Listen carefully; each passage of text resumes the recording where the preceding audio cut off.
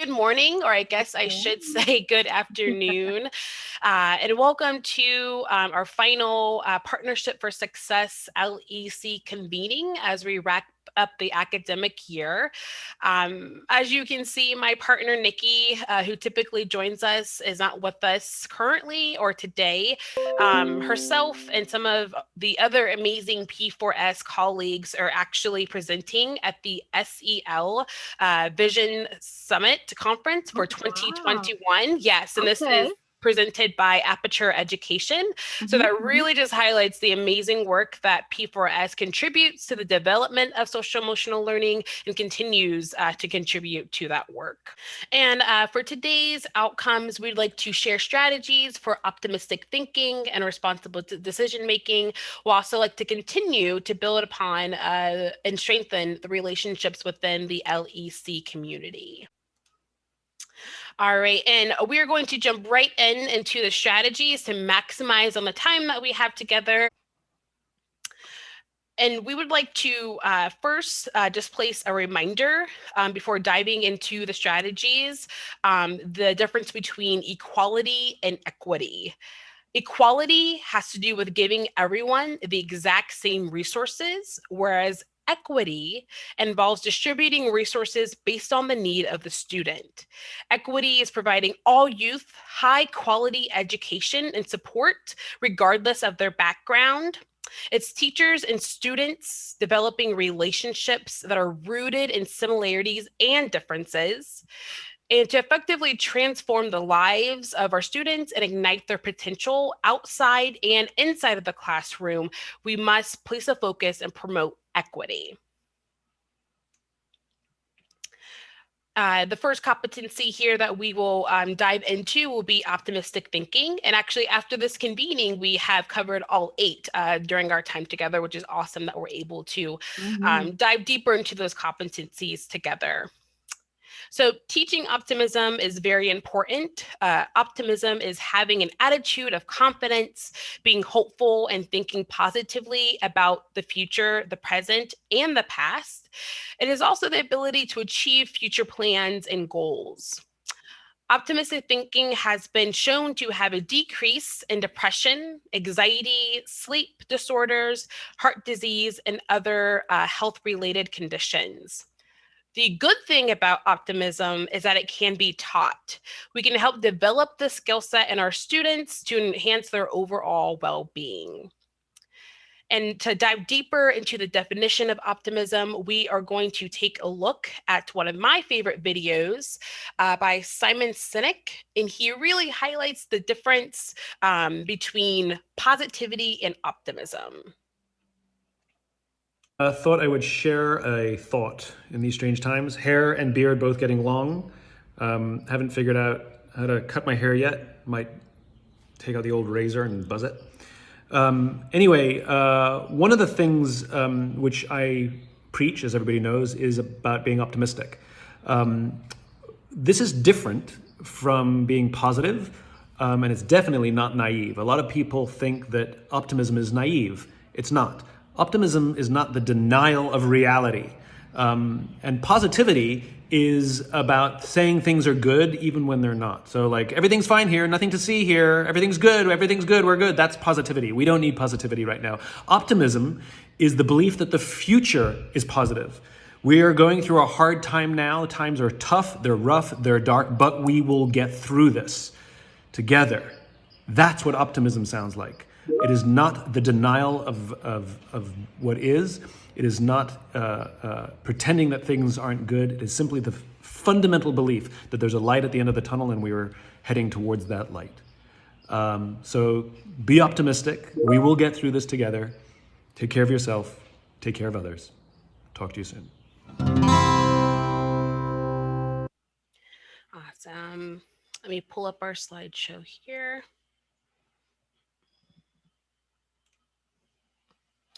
All right. So I absolutely love that video, especially in the past year and a half that we just went through. I love that he highlights that positivity is the denial of the current state, and that optimism is the belief that the future is positive, and the fundamental belief that there is light at the end of the tunnel that we will get to together. And just I think over the past year and a half, we can think of some of these examples. We can social distance and wear masks so that together, hopefully, eventually, we'll be able to be around each other safely. We can learn the needs of the classroom and social emotional learning so that together we can continue to support our students so that they are ready when they do return back to the classroom full time. As adults, we can show empathy to one another because this past year has been hard, and it's a new space that we are all continuing to navigate as we continue to empower the potential in the future of the youth in our community. So as you were watching that video, just take a second to reflect on this question here. What is one way that we can emphasize optimism versus positivity, as Simon explained in the video, as we transition into the summer?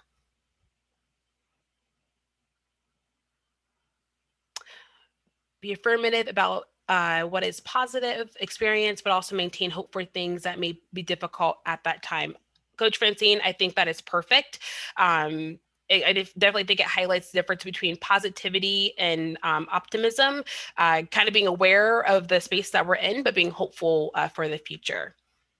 As we dive here into the strategies, after taking a look at that video about optimistic thinking, Nikki always shares that we cannot lead our kids where we will not go. And I am a 100% believer of that.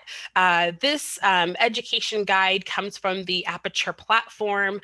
It's a great way to dive deep and do the work within ourselves to successfully carry out this work with our students. It allows us to be able to rate our own SEL competence and optimistic thinking. And it also lays out a detailed action plan of how to develop this within ourselves, but also our students. So we will send this guide out as well. This is on the Aperture platform. So if you have a connection to the platform and the DESA, another great resource that you're able to use within that strategies tab. In this next activity, we have gratitude or celebration jar. This strategy is where students will write down another student's name that they saw doing something good or positive, or an act of gratitude that they would like to share with the class. A few of these names can be picked out of the jar throughout the day or at the end of the day for students to share out loud. This optimistic thinking strategy heightens students' awareness of positive events and interactions during the school day by giving them the opportunity to not only look for others to demonstrate this skill, but for them to demonstrate this skill within themselves. It allows them to affirm and prioritize this skill throughout their day. It also contributes to building and creating a trusting and supportive group and climate in the space that the students share. For this strategy to be effective, students will need to know that their input will be regularly acknowledged and appreciated. On the other hand, the sharing times in the beginning can be frequent so that it becomes a routine. But as students become more familiar with this process, you can schedule it during a specific time of the day or at the end of the day as the students are leaving. And as you can see, they're super duper easy to make. You can find an old used jar in your kitchen, rinse it out and decorate it.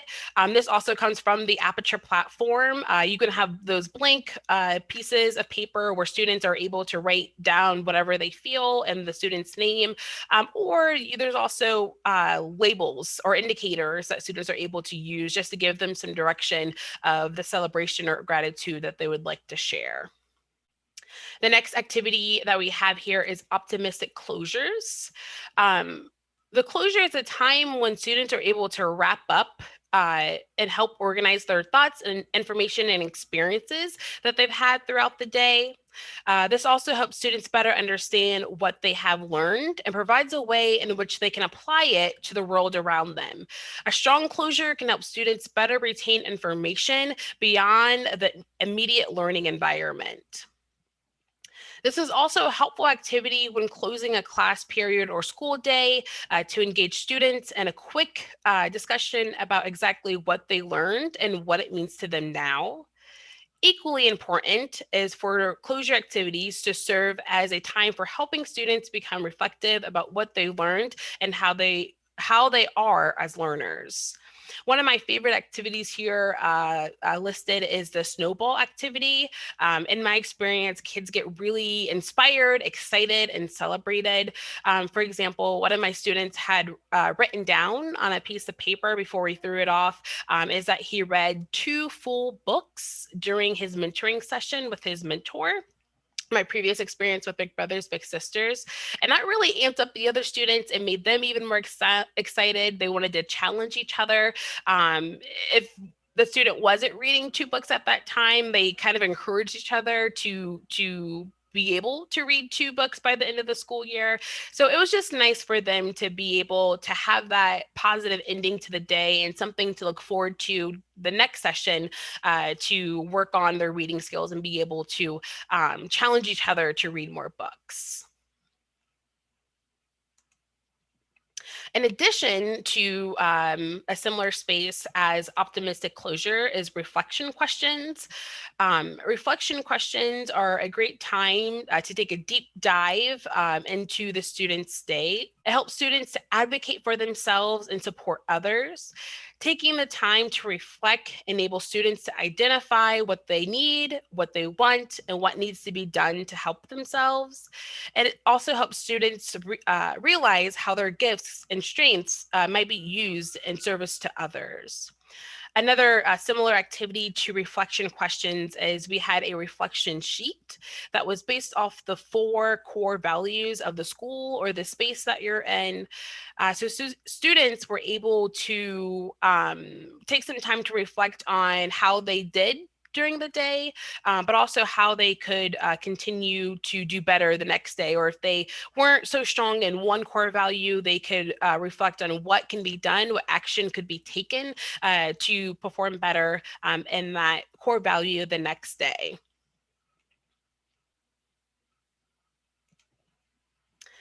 And that wraps up our strategies there for optimistic thinking. We will now move into decision making. And as you can see, decision making teaches youth to recognize and validate their emotions as well as how to manage them appropriately. Responsible decision making involves critical thinking and self discipline. It also means knowing how to be aware of the effects of our actions and decisions on others. This process helps students to learn relationship skills, empathy, and how to communicate effectively. Our first strategy here for responsible decision making is the classroom commitment or the classroom contract, setting up a great foundation of what is expected of the students sets them up for the pathway of success for them to have the ability to make these responsible decisions. And we encourage you to develop this together. You can ask them as a group what's important to them, what expectations do they think are vital in a classroom LEC setting. And you can start your day off with it. You can set it off with a reminder so they know what is expected of them of the day. You can remind them throughout the day as they go through their typical routine. And at the end of the day, as a reminder, as they're leaving the space, what is expected for when they return for the next day. This can also be used with adults. I've heard previous experience of groups using them with staff, just so as adults working with kids, we're all on the same page and creating that ritual and routine space for them. So we know what's expected as well as we interact with the youth and contribute to their social emotional development. Uh, this activity here is the circle of control. In this activity, you start by discussing situations of students that they can or cannot control. And with that, you create a piece of art, or you can use this lovely diagram worksheet here that we will also send out in the follow-up email. On the inside of the circle, they write out things or draw out things that they can control. And then on the outside there, they create artwork or sentences or words of things that they cannot control. This activity encourages the development of decision making by helping students learn and decide things that they can control versus the things that they cannot. In the middle of the circle are things that they have power over or things that they make the decision on. They can decide what happens next. On the outside of the circle, sorry, backtracking just a little bit, those things that we have power over or that we can decide are typically things that happen with you, the individual, or us. So those are your actions, how you treat people, decisions that you make. And then on the outside of the circle are things that we cannot control. And those things are typically external factors or things that happen with other people. So we can't control other people's actions. We can't control winning the lottery no matter how much we want to. We can't control the weather, even though, no matter how much we want to at times. So, in the highlight of this is if we know that we don't have any power over things that we cannot control, is it efficient or effective for us to be able to spend time being upset over those things? It is important, though, to know those triggers of things that we cannot control that make us upset to ensure that we're able to be aware of that as we're regulating and making these responsible decisions. But this is a great activity for students to be able to use as they're making those decisions and focusing on things that they have control over and things that they do not.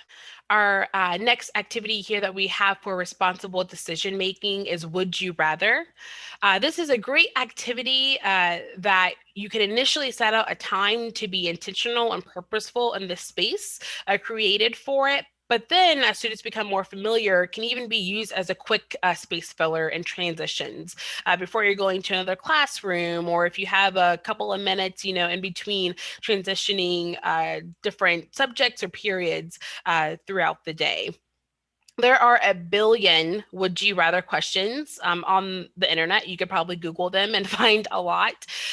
But we encourage you to kind of start off with the superficial questions or the questions that may not be as vulnerable. So, would you rather only be able to eat salty things or only to be able to eat sugary things? So, these are great icebreaker questions. They also build a sense of trust, understanding before we take a deeper dive into the more meaningful questions like would you rather end poverty or end world hunger? And it's important to set the focus on the reflection of this activity after and the purpose of this activity before to elevate it to a decision making SEL competency. Doing this provides the opportunity for students to show growth in this SEL competency and allows us as adults to really see their decision making process play out as they think about their choices. Even though our students are young, they are full of life. And it's actually kind of interesting to see how they think about the choices they have, they make that decision, but they also think about the potential consequences of their actions or choice.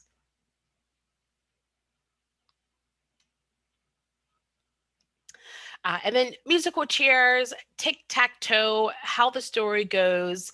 These are all really quick, fun activities that allow students to practice their ability and show growth in this decision-making competency. Again, we have to place a focus on being able to reflect with students on their choices that they have. When they're able to analyze those choices, make a decision, and then think about what comes after these choices. Um, and so doing these different activities gives quick opportunities for us as adults to be able to see them exercise exercise this strategy. In addition, it makes it a quick, fun activity for the students to not even realize that they're practicing a decision-making competency as well. So those are the strategies that we wanted to cover in today's convening. Just take some time to reflect. Which of these strategies would be most efficient to use in summer programming? Yes, circle of control is a good one for sure, especially when students are able to realize, that the reason that they're upset necessarily isn't the reason that they're upset, I guess, if that makes sense. And they have the ability to control themselves, but everything else they don't have control over. Definitely an efficient strategy to use. All right, and that wraps up our convening. I know that was quick and easy. Please feel welcome to still email myself or Nikki. We are definitely available and wanting and willing to provide any additional support that we are able to. Of course, we have our feedback slide here. The feedback survey is a few quick, short questions. It takes 2 minutes, if that. It definitely helps us continue to be able to hand design or handcraft the support that we're providing to the LECs. We want to ensure that this is the best experience for you guys. We are honored and excited to continue to partner with you throughout this year. So we definitely want to be able to support all of the needs that you may have. Here's our contact info.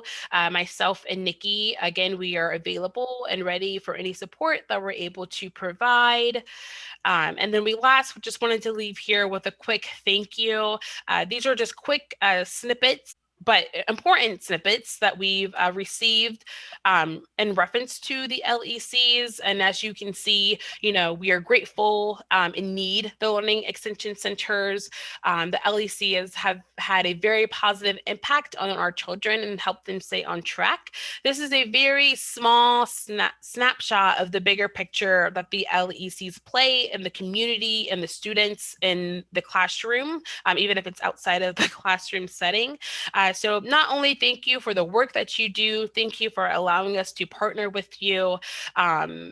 And the work that you do is needed in the community. It's vital. And please let us know if there's any additional way that we are able to continue to support that. It was quick and easy. That wraps up our last and final convening.